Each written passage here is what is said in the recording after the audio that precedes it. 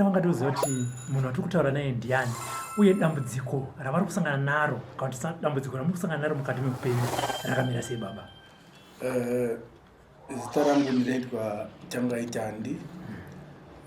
Ndakasangana nedambudziko rekutsikirwa mwana nemotikari yapassion java. So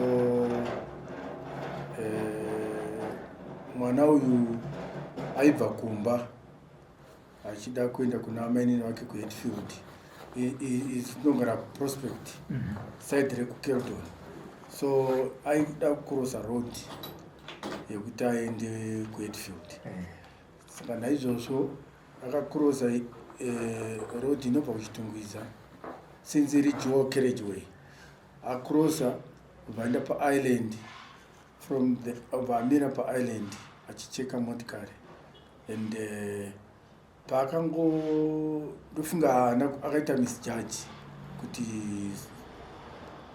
mota ine speed akaona kunge hairi kure maningi ndobva stepa in then back aita step back.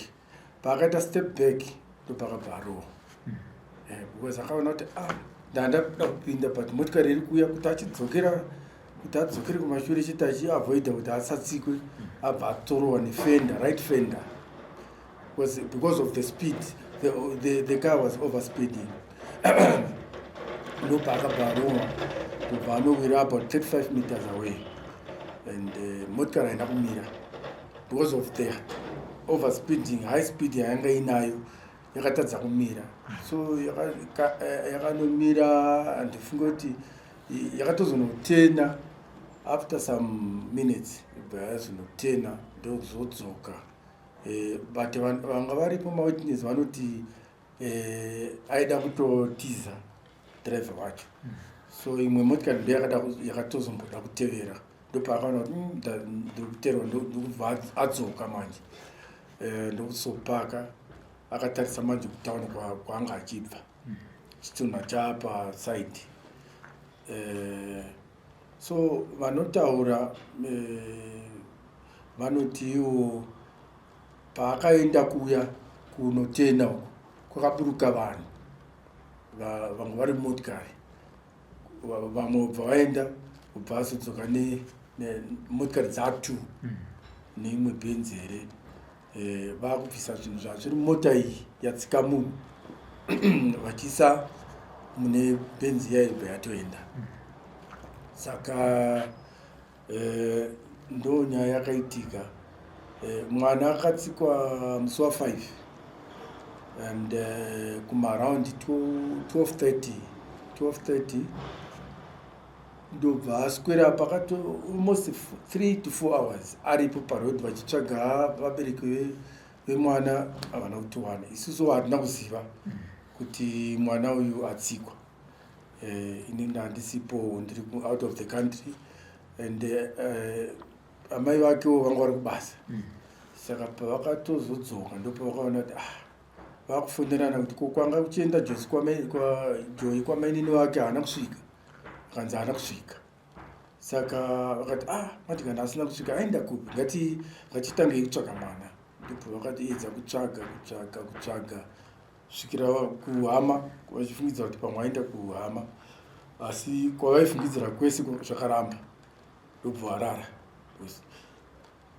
Uyu ndofunga ndopaakazotakurwa aendeswa kuchitungwiza kumochuari, General Hospital kumochuari. So vakarara vasingazivi kuti mwana atsikwa.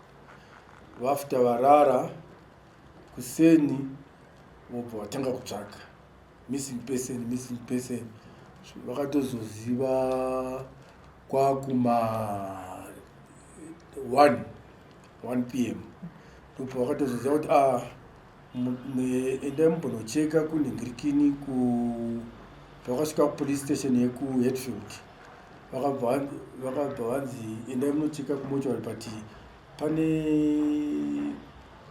munhu akatsikwa paKeldon. Ndiyani handbag. Vakabva vaziva handbag yaJoyi.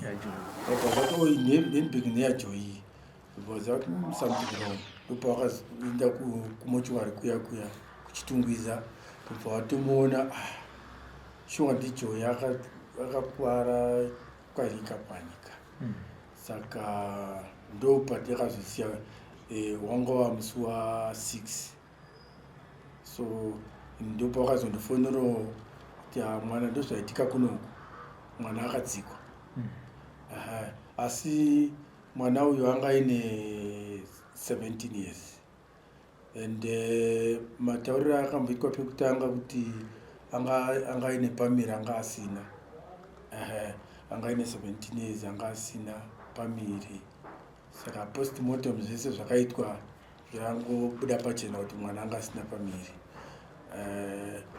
vanotaura vanoti pakatsikwa mwana uyu pane mukadzi akatsikwawo pamberi pana St Patrick's mana St Patrick's mukadzi aendewo futi kumaternity here ndiye akatsikwa anga ine nhumbu so vakatsikirana maybe zuva rimwe chete vasiyana maybe 1 hour or so so pakunyora vanhu vakachinjanisa kuti mukadzi iye ari musikana so ndo zvakaitika saka after zvadaro ndakazosvika ndabva kuZambia ndakazosvika musi wa 7 around 2 AM ndobva ndakasvika ndobva ndaona mwana akumba atorwa kubva kumochwari and ndobva kwaedza ndobva taronga zvekunomuviga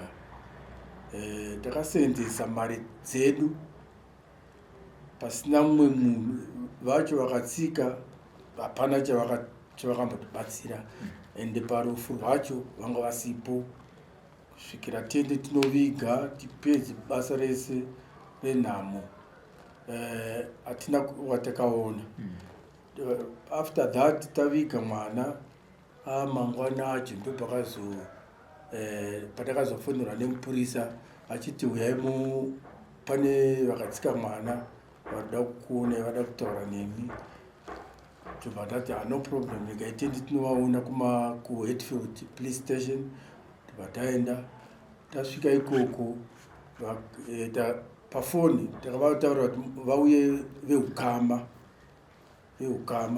saka vakauya vari kuma 9 if not 10 saka vasvika ndobva ndati ndoda kuona munhu akatsika mwana wangu akandiurayira mwana ndokubva auya apinda muofisi muya pandatiri tatikawanda ndobva ati anoitwa courage kwashira so ndobva ndamubvunza zvandaimubvunza ndaimubvunza ndichiti kuiwe pawakasvika area yeKeldon wamhanya zvakadii because iri regulated kuspeed I'm sure inofanira kuve iri 60 km radius limit, speed limit. So iye akanditi ndaimhanya 40 kilometers. Ndakati manje waimhanya 40 kilometers. So 40 kilometers motikari shuwa ingadhume munhu kuflya kunosvika kuma 35 meters neimpact yemota. Iye ndokuti ndo speed yandaimhanya. Ndikati kutaura zvokunyepa iyo. Ndakati pawaimhanya 40 kilometers ko wakamira here kana kuti hauna kumira. Ndakamira 5 meters. But iye haana kumira, motikari yakangopfuurira. Nemhaka yekuti ndakakwanisa kuona video footage, CCTV footage inoratidza kuti motikari yaimhanya zvakapfurikidza. Ingangove yaimhanya kuma above 160 to 200. Approximate. So ndosaka asina kwanisa kuimisa. Asi zvokuti dai aifamba nespeed inodiwa pasina mbeita njodzi. Nokuti uyo akakurirwa nechete nespeed because pakangoti mota iyo yakabva yamurova. Because yaifamba. Now ndo zvakaitika. iye achitaura akati akazodzoka akazopaka padhuze nechituna ndobva apaka ipapo ndobva azomirira mupurisa zvinoreva kuti kwakamboendwa kuya hatizive zvakaitika kwakaendwa kuti ndiye aidhiraivha here kana haasiri iye hapana anoziva manje vanhu vari kutaurawo zvakasiyana siyana vamwe vari kuti haasiri aidhiraivha vakachinjana pakaburuka vamwe vakaenda vakatiza so ipapo hatinyatsoziva manje kuti zvakamira sei kuti chii chakaitika but ndakamubvunza akati motikari ndeyani akati motikari ndeya muridzi wayo nepassion java ndiye muridzi wayo ndiye muridzi wemotikari izvo akakonfirma saka kubvirawo patakabva mukuviga mwana kusvika pari zvino hatina kuwana apology kuna muridzi wemota kana kwaari iye wacho anyakutsika akangotibatawo maoko chete zvapera haana kubva ipapo paakatibata maoko kupolisi haana kana kumboti anotoda kuya kumba zvakati zvakati hapana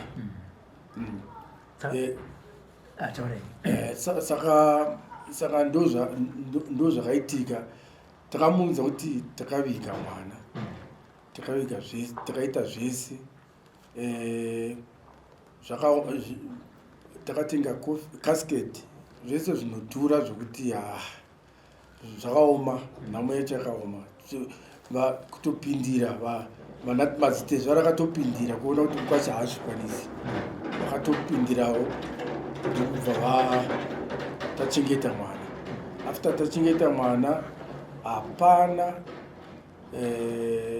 muridzi wemota nyakutsika mwana hapana kana kuti akanditumirawo foni kana kundifonera kuti tine urombo nezvakaitika hapana akangonyarara ende wacho aidhiraivha wacho akangonyarara hapana kana chokuti unoti vanhu ava ndo vakatsika mwana vari kutoitawo kunge vakatotsika mukawo zvayo isina basa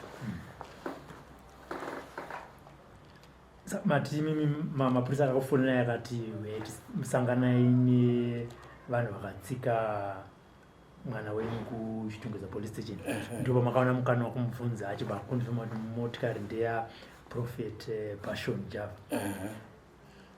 then zvimwe zvavaida chii muchiri kunge vataura izvo kuti motikari mamubvunza mubvunzo ndiye muridzi wemotikari zvimwe zvavaida kubva kwamuri chii ndofunga vanhu ava kuti vaitida kuti vatione vaida kungoziva chete kuti varidzi vemwana ndivava pasina kana rubatsiro rwavari kuda kupa because kutaura kwavaita vaitauraiwo kuti taida kuzoti tizokubatsiraiwo pakuviga tiri pamwe chete zvinoti hatina kuwana mukana wacho ndakati ini ndandisipo muridzi wemwana ndandiri out of the country so pandakazosvika ima hamuna kuda kuti mudi muuye kuti tigotaurirana so vanhu zvavo vekuti vaingotaura zvepamutemo zvokuti varakidze hanya kuti vari kuchemawo nesu pamwe chete izvo hazvina varakidza kuti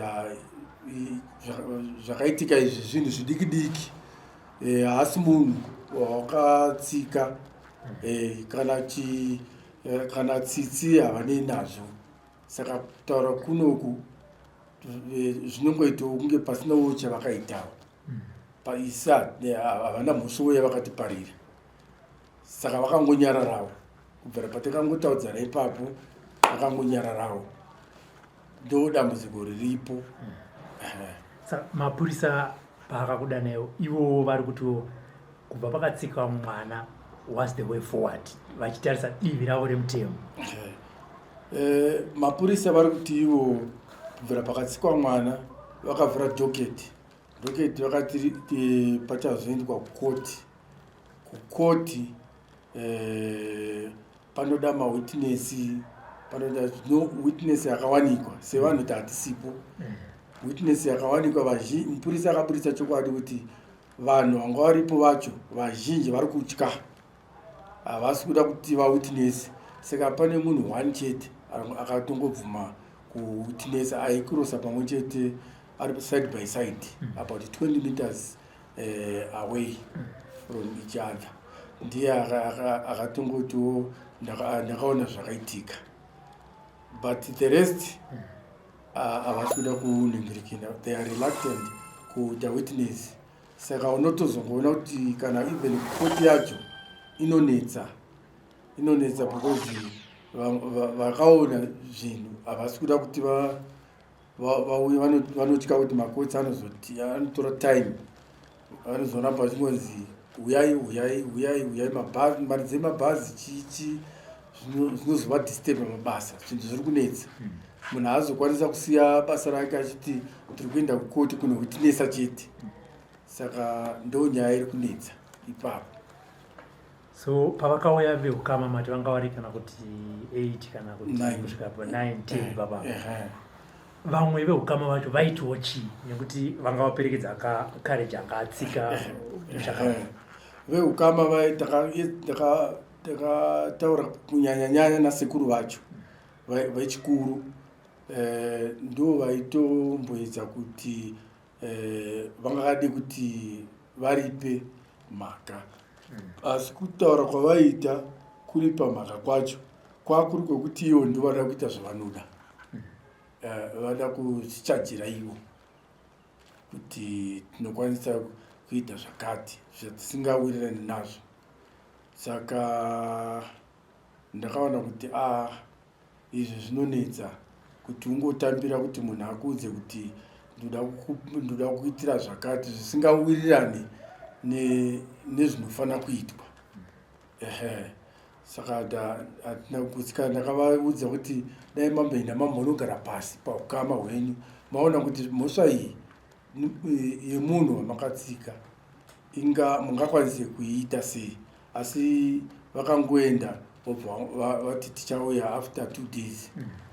After 2 days dzakakwana kudhara, hapana kana kufona havadi, kana nhamba dzavo handina, vakatoramba kundipa nhamba dzavo. Saka kura kuti vanhu vaida kungondiona chete zvobva zvapera, pasina zvokuti vangade kuripa, vari kushushikanawo nazvo, hapana. Mati mimi muridzi wemota, courage akataura kuti mota ndeyaProfet Passion Java. Ivo Profeta havanawo kumboedza kubata iwo kana kufoni kana kuti ndine urombo. Kubvira pakatsikwa mwana pamusi wa5 up to now is I'm sure 18 because 17 18. So hapana kana shoko kana kufona zvako, kana hapana communication yese, hapana even ya driver wacho, hapana. Vakangonyarara. Takambonzwa vamwe vachitaura kuti akanyora pasocial media pakuti ndine urombo, ndanzwa kuti mukadzi uyu anga kana akasiya vana, vana ivavo ndoda kuvaendesa kuchikoro. Shoko iroro makambosangana naro kana muri vanhu pasocial media? Ndakariona pasocial media wanga uri musi wa6 I'm sure. Pakatsikwa uyu pa5 yakazobuda achitaura, but chiri kushamisa ndezvekuti akakwanisa kutaura mashoko iwayo kusocial media. Asi kwandiri inini mubereki wemwana up to now hapana, haana kana mbondibata maoko kana kutiwo zvake pane zvatingaitere motikari yangu zvayakaita izvi ndine urombo, hapana. Hatitombomuzive kana phone number dzake hatina, mazviona. Saka ndo pane dambudziko kuti manje aizotaura sei zvakadaro. Ini mubereki wacho ndiripo, asingade kuuya kuzondibatawo kana maoko zvavo, pasina kana zvamuri kuda panguva iyoyo maoko, kungobata chete maoko hapana.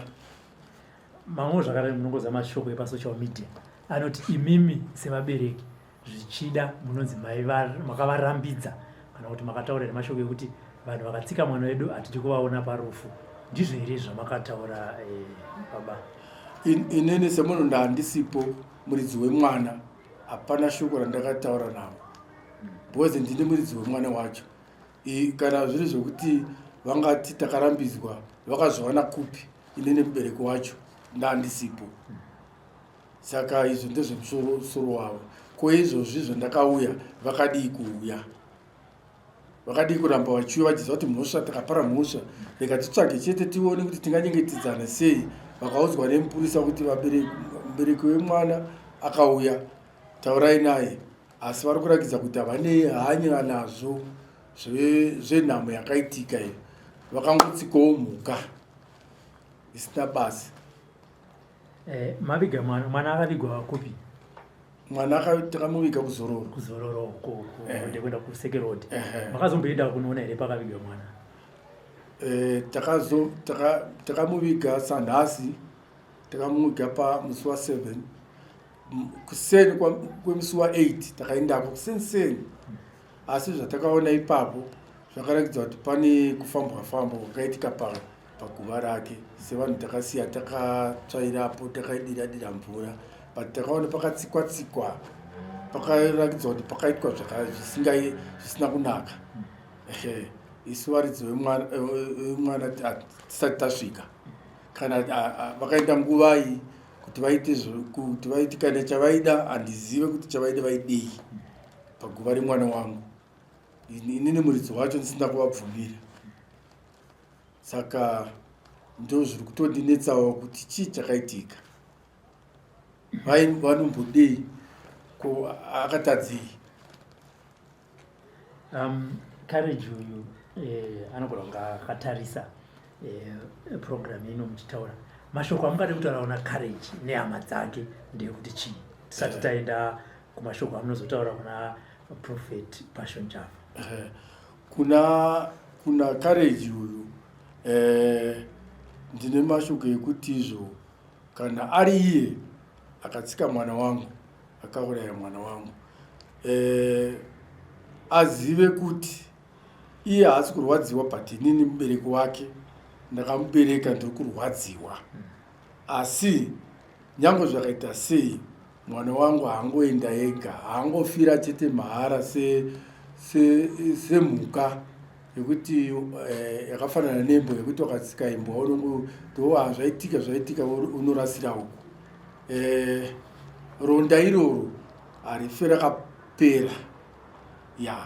Kwaari ikoko ngaafare hake, asi azive chete kuti munhu waakatsika haisi hama yake.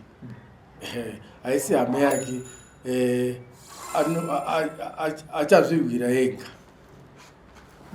Kune muridzi wemota watinokunzwa kuti ari kungotaura pasocial media, ndopasocial media wopamuri nhasi, mungade kumutiwo chii nekuti ndopaanotambira, saka anogona kusangana nazvo zvakare?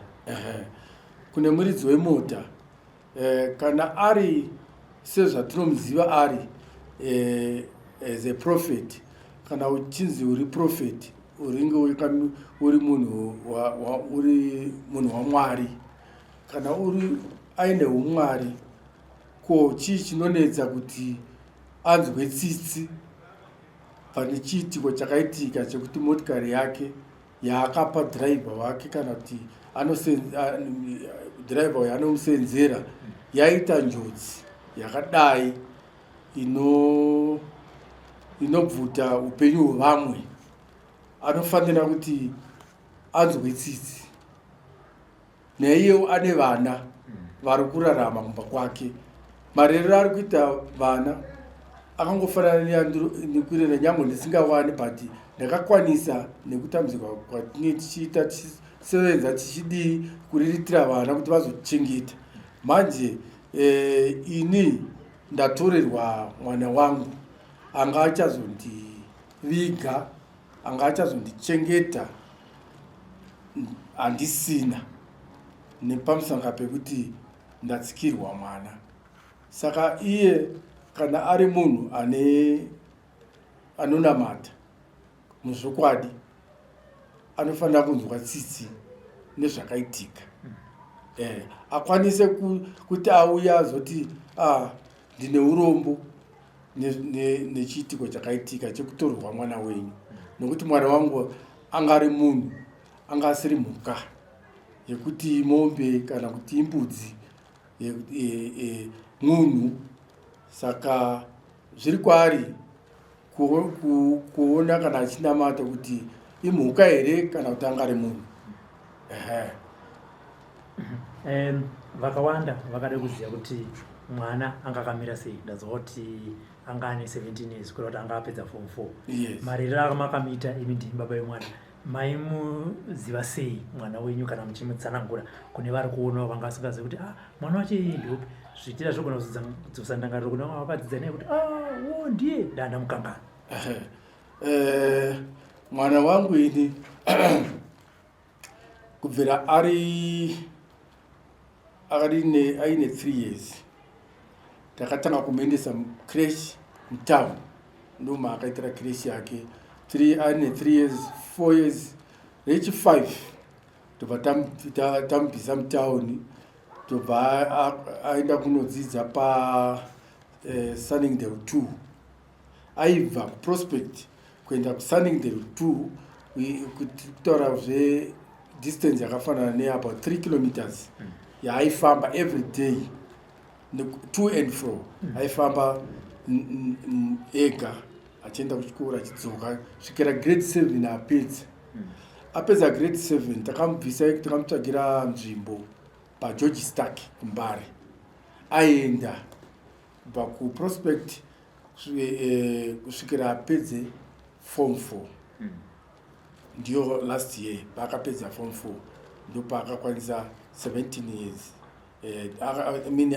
Akakwanisa 17 years May 15 this year. Okay.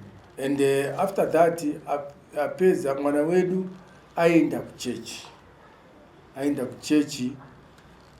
Zvinhu zvaaita aiita zvekunamata, and dai kuri kwokuti vanhu vanga varipo vaiona vanhu vachipupura madiro aiita kunamata.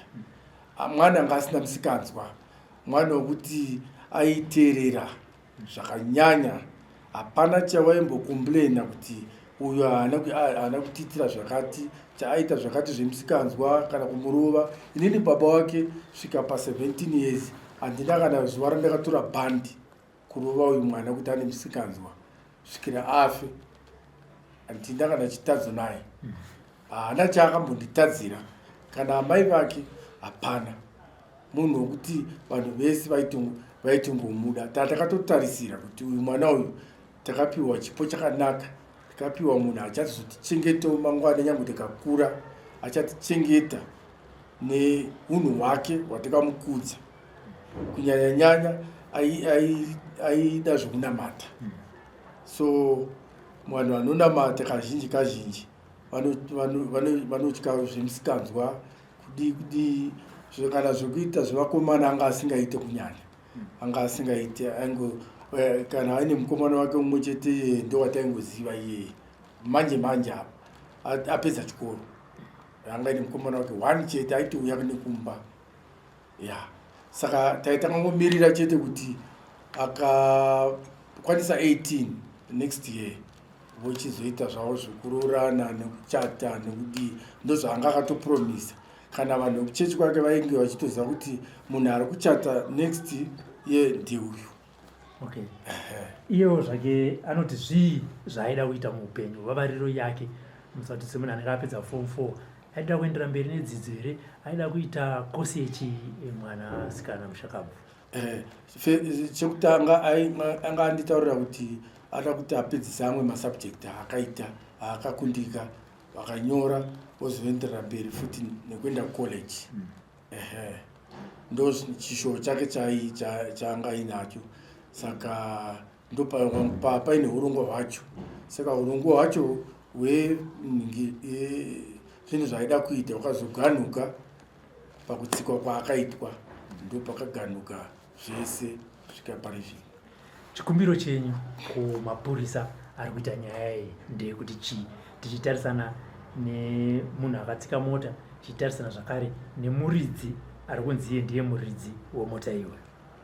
Chikumbiro changu ndechekuti mapurisa ngavaite basa ravo muchokwadi, vasavige chokwadi, vaite nemazvo kuitira kuti pave neclosure panyaya yekutsikwa kwemwana uyu, pave neclosure, pazikanwa kuti chii chaicho chakaitika, wo chokwadi chobuda pachena, justice yovepo chaiyo inofanira kuve iripo.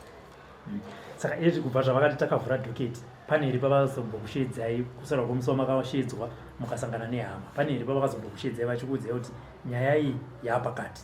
Ndakazodedzwa pakuno vachida vaitiwo pane inoitwa evaluation yeaccident, saka ndakadedzwa vakandiendesa muofisi yezuva pafilling station, vakundirakidza CCTV footage yeaccident yakaitika. Ndobva ndaona zvese ndo zvakaitika ndokuzopiwa nhingi yacho, video yacho.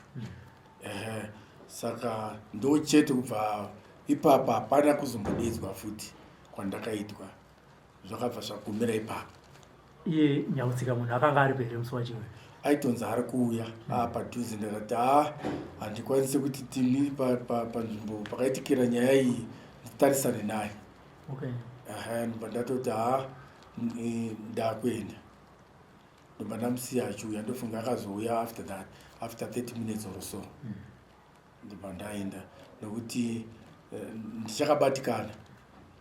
ndichakabatikana, ronda racho richiri kudzimba zvakanyanya. Kumhuri yeZimbabwe iri kuona muchitaura baba, mashoko amungade kuvataura ndekuti chiitoza kuti vanhu mucomment section munhu akatsika munhu anozikanwa ende ane masupporters ake anomusapotawo. Mashoko amungade kutaurira kumhuri yeZimbabwe ndekuti chii? Mashoko andingade kutaurira kumhuri yeZimbabwe ndekuti chokwadi hachikurirwi nenhema. Chokwadi hachikurirwi nenhema. Munhu ngawande hako sei kuti handina kuita chinhu chakafanana nerufu, nekuuraya munhu kana kuti nekutsika munhu. Munhu iyeyo wakatsika uya haukwanisi kumunzvenga manje kana afa. Munhu waunenge wauraya anotomuka chete, anonangana nemunhu akamuuraya, haanangana nemunhu asina. Saka ipapo kana asiri achanangana nemunhu wake, nekuti munhu uyu, mwana uyu idzinza rangu, achamuka. Kumuka anotopfuka chete ogorwisana nemunhu akamuuraya. Ndinombokudzoserai kumashure piyani. Musi wakatsikwa mwana, zviri kunzi courage akanga asingatauri. Mumwe munhu akanga ainaye mumota ndiye aipa statement kumapurisa. Makambosangana nenyaya iyo? Mupurisa akatora ari kuita nyaya iyi ndiye akaatenda accident, ndiye akakwanisa kundiudza nyaya iyo yekuti uyu paakasvika akapaka mota, akaedza kuti ataure naye, uye aingoti zvizhinji handikwanisi kutaura ndichiri mushoko, bvunzai anga ari kumberi uyu wandandakataura. Saka mupurisa uye aiti akabvunza Courage, zvizhinji zvaipindurwa nanhingi napasenja uya anga arimo, ndiye aitopindura zvakawanda zvaidiwa kurekodwa pastatement. Saka ndomatauriro akaitiwo mupurisa akaatenda nhingi accident yacho. Saka mapurisa azoona Courage azodzoka, vakadii kuzomutora statement yake? Nekuti pari zvino izvi sekutaura kwamunokuti statement yakanyorwa haisi yaCourage. Courage anogona kuzozviramba, statement yakataurwa ndeyapasenja. Makambovabvunza nemapurisa kuti saka statement inoshanda ndeyani, nekuti uyo aingoti bvunzai ini ndiri mushoko, bvunzai ndiri mushoko.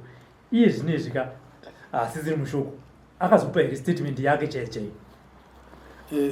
Semunhu takanonoka kunhingirikina kuonana nemapurisa extent yaka statement yakarekodwa musi wa5 afternoon and isusu takazenda musi wa8 it means papane 3 days saka zvatorekodwa kudhara takatongorakidzwa ratoningirikini docket rakatorekodwa zvese kudhara and kutaura kwaita mupurisa airakidza kuti nyaya ndeyestate against drive carriage saka kwatiri havana kunyanyoda kuita consent nezo chaakakwanisa kuti aite akati izvo dai zvava zvakwanisika makwanisa kutaurirana pachivanhu patsika dzedu dzekuti paparwa ngozi muchitaurirana asi vai vakamborakidza kunge vane chido chekuti titaurirana asi later on vakachinja futi vakuzvitora zvisina basa saka takangoona kuti hatikwanisi kumanikidza vanhu because vari kuti havana mhosva kutsika munhu haisi mhosva kuuraya munhu haisi hapana ngozi kwavari nyange tiziva zvedu kuti pane ngozi ivo kwavari vari kuti hazvina ngozi saka tangozongotarisawo kuti regai tione kunovira tsvimbo neduhwi ndozvatangomirirawo kuti tione kuti vari kumbofungei uyo zvakare munotaura navo sei ivo ndo vane phone number dzenyu imi hamuna nhamba dzavanditi ndo pane dambudziko kureva kuti ivo havana hanya nezvavakaita havana mhosva ivo vari kuzvitora kuti hazvina mhosva izvo zvatakaita izvo hapana mhosva saka nhamba dzedu vanoda nhamba yangu asi dzavo havanei nadzo havadi kutipa kamene chavari kutya isi kumba kwavo hatikuzivi saka vane chinangwa chavakaitira izvozvo. Mashoko yenyu ekupedzisira kumushakafu dai kunzi nhasi ari ipapo makamutarisa, mashoko enyu amungade kumutaurira even kuti azororewo murugare ndeyekuti chi mwanasikana mushakafu? Inini mashoko angu nekurwadziwa kwandiri kuita dai anga aripo, ndinokumbirisa kwaari kuti mwana wangu dai wakwanisa kurwisa vanhu vakakuuraya uvarwise zvivarwadziwo. Inini ndiri kurwadziwa, saka iye dai akwanisawo kurwisa andibatsirewo nokuti ndiri kurwadziwa zvakanyanyisa.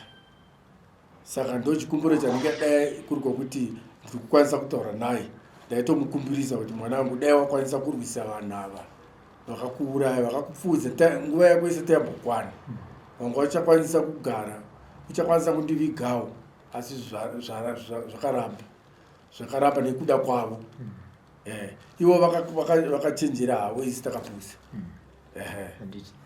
Tinotenda baba.